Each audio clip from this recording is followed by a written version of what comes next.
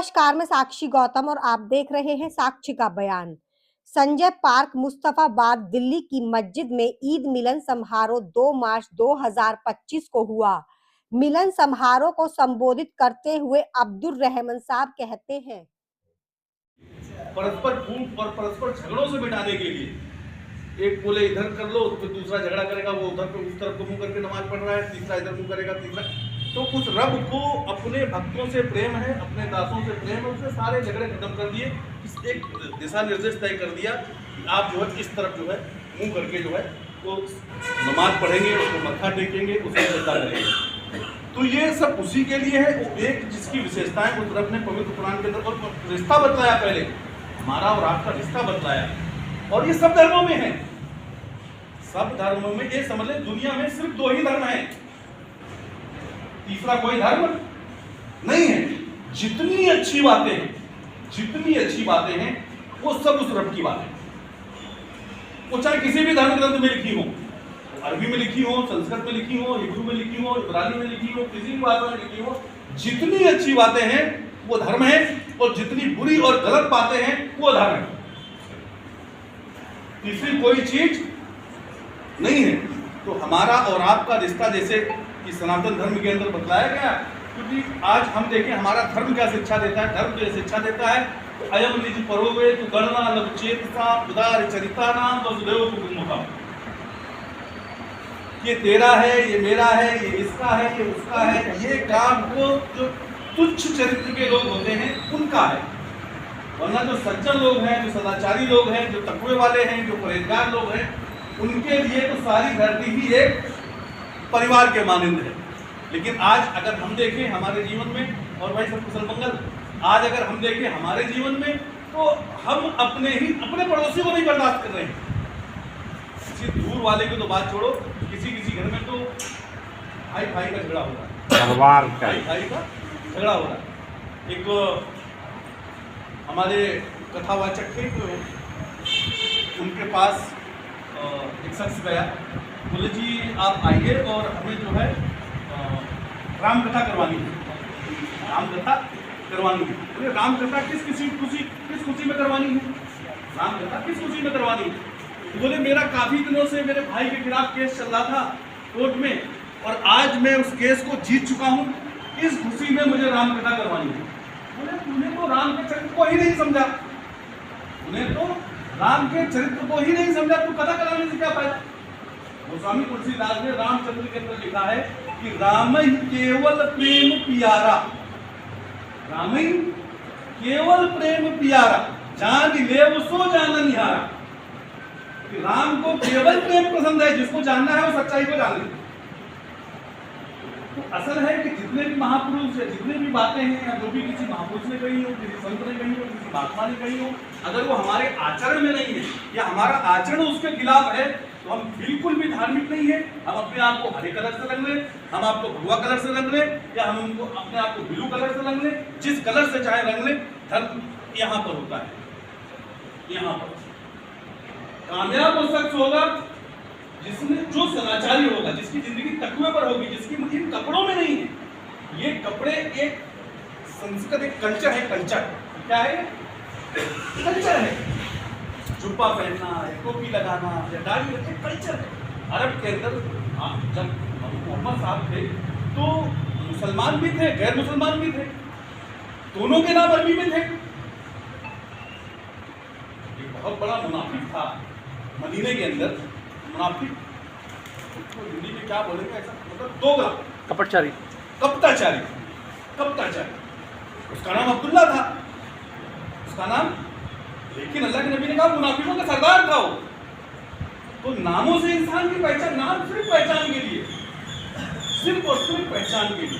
Character और किरदार से इंसान की पहचान, कैरेक्टर और किरदार, कपड़ों से इंसान की पहचान नहीं होती। लेकिन आज हम और आप लोगों को कपड़े से पहचानते हैं, तो इंसान के कैरेक्टर से पहचान होती है, किसकी जिंदगी कैसी जा रही है, कौन धार्मिक है, कौन अधार्मिक। तो आप लोग कैसे कैसे पाखंड कर रहे हैं। तो हमारा जो आपका रिश्ता है, ये असल ईद का मौका है, रमजान के और समाप्ति पर जो ईद का मौका उस मालिक ने हमें और आपको दिया है, इसमें हम और आप जमा हैं, उसकी कृपा से, उसकी दया से, तो उसने एक रिश्ता बतलाया है हमारा और आपका। जैसे मैंने अभी संस्कृत में सूरत पढ़ा था कि पवित्र कुरान की सूरह नंबर 49 की आयत नंबर 13 है, या युन्नास इन्ना खलकनाकुम मिन ज़करिन व उन्सा, कि अय लोगों, अय इंसानियत, तमाम लोगों, कि हमने तुम्हें एक पुरुष और एक स्त्री से पैदा किया। यानी जितनी ये मानव सृष्टि है, जिसकी एक उत्पत्ति है, उसकी शुरुआत एक पुरुष और एक औरत से हुई, एक माता, जिसका नाम अरबी के अंदर आदम और स्त्री का नाम अरबी के अंदर हव्वा अलैहिस्सलाम, उन पर सलामत किया। तो इसको अगर हम सनातन धर्म में देखेंगे तो उसका नाम स्वयंभू मनु आता है और शत्रुपा। हम सब आदम की संतान हैं, हम सब आदम की संतान है, इसलिए हमें और आपको आदमी कहा जाता है। हम सब आदमी क्यों हैं? क्योंकि आदम की संतान है, इसलिए आदमी है। अगर मैं इस बात को संस्कृत में बोलूं तो हम सब मनु की संतान है, इसलिए हमें और आपको मनुष्य बोला जाता है। हम सब मनुष्य क्यों हैं? देखो जैसे भी करता है, क्योंकि मनु की संतान है। तो वो हमारे और आपके बीच जो रिश्ता है वो खून का रिश्ता है। आप मेरे खूनी रिश्ते के भाई हो। हर इंसान बराबर है, दुनिया का हर इंसान बराबर है। इस दुनिया में आने का रास्ता एक, इस दुनिया से जाने का रास्ता एक। क्रिकेट के सारे नियम सबके लिए समान, सबके लिए बिल्कुल समान। न कोई छोटा है, न कोई बड़ा है, न कोई, क्योंकि सब एक माता पिता की संतान है। एक माता पिता की संतान में कोई भेद हो सकता है? कोई भेद नहीं, किसी के साथ कोई भेद नहीं है। तो ये जो बातें हैं ये हम सबको एक करने वाली बातें हैं। हम सबका ईश्वर, परमेश्वर, रब, खुदा, गॉड, अल्लाह, यहोवा एक ही है। और हम सब यहाँ पर उसी की जो है प्रार्थना करते हैं, इबादत करते हैं, उसकी उपासना करते हैं। तो रब कैसा है उसका परिचय पवित्र कुरान की सूरह नंबर 112 में उस मालिक ने स्वयं करवाया है। अपने पैगंबर को आदेश दिया कि कुल जाकर के लोगों से कहो तू अल्लाह है, तू परमेश्वर। तो गॉड किसी का है और वो अलग अलग और अलग अलग तरीके से और लड़ते झगड़ते रहेंगे तो ये नफरतें कभी समाप्त नहीं हो सकती और लोग इसका फायदा उठा करके हमारे और आपके बीच में परस्पर दूरियां पैदा करते रहेंगे। जब उसकी वो किताब है तो मेरी वो किताब है तो तुम्हारी कौन सी किताब है? सवाल समझ में आ रही? सब कुछ जब उसी का है और मैं उसको मानता हूँ कि ये जो गुलाब का फूल है उसने उगाया, रंग उसने भरा है, तो फिर तुम किसको मानते हो कि नहीं जी नहीं ये तुम गलत कह रहे हो, ये तो उसने किया है। जो गुलाब को पैदा उसने किया है और रंग भी उसने भरा है, किसने भरा है? सब एक ही बात है, सब एक ही बात है। इसलिए अगर यही बात हमें मैं जो कह रहा हूँ यही बात अगर हमारी समझ में आ जाएगी, ये मस्जिद जो है ना अल्लाह का घर है, उसमें अल्लाह की इबादत होती है, गुणगान होता है, यानी कि उपासना की जाती है।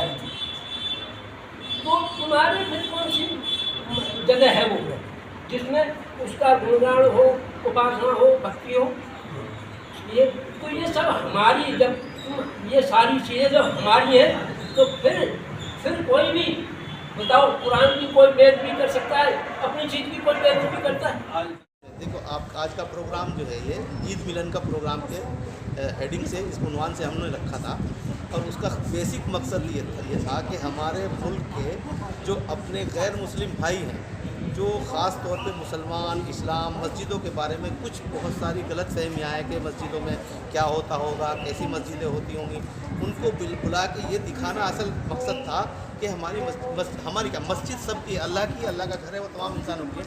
उसमें क्या है, जैसे कुछ गलत फहमियाँ फैलाई जाती हैं कि मस्जिद के अंदर जब बुनियाद रखते हैं, उसमें गाय का सर रखते हैं, तो ये दिखाना मकसद था। ये मस्जिदों में ऐसा कुछ भी नहीं है, बल्कि एक साफ़ सुथरा जैसे घर होता है वैसे अल्लाह का घर है। यहाँ आके एक अकेले अल्लाह, खुदा, भगवान, ईश्वर, परमेश्वर की उपासना, बंदगी, इबादत के लिए होता है। और ये तमाम इंसानों के लिए, जो भी इंसान मस्जिद में आएगा वो अल्लाह का बंदा है। जो अल्लाह का बंदा है वो उसके लिए अल्लाह का घर है। कोई भी आए उसके लिए 24 घंटे इसके रास्ते खुले हुए हैं, 24 हर वक्त।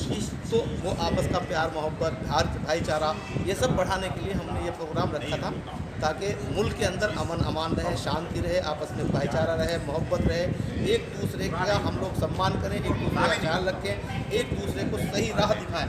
ये हम लोगों की जिम्मेदारी है। ईद के मौके पर रखा हुआ है ताकि कि हमारे अंदर भाईचारा बढ़े। दूरियाँ बहुत ज़्यादा बढ़ रही हैं, लोग दूरियाँ बढ़ाने वाले ज़्यादा हैं, और हम चाहते हैं कि हमारा प्यार मोहब्बत आपस में बढ़े और सब एक साथ मिलकर रहें। जो पुराना हिंदुस्तान था, जो जिस तरह से पहले लोग मिलजुल करके रहते थे, तो लोगों ने आज जो नफ़रतें आपस में फैला रहे हैं ना, उसको कम करने के लिए हम लोगों ने ये चीज़ रखी है, ताकि लोग आपस में मिलें और एक दूसरे के करीब हों। ठीक है।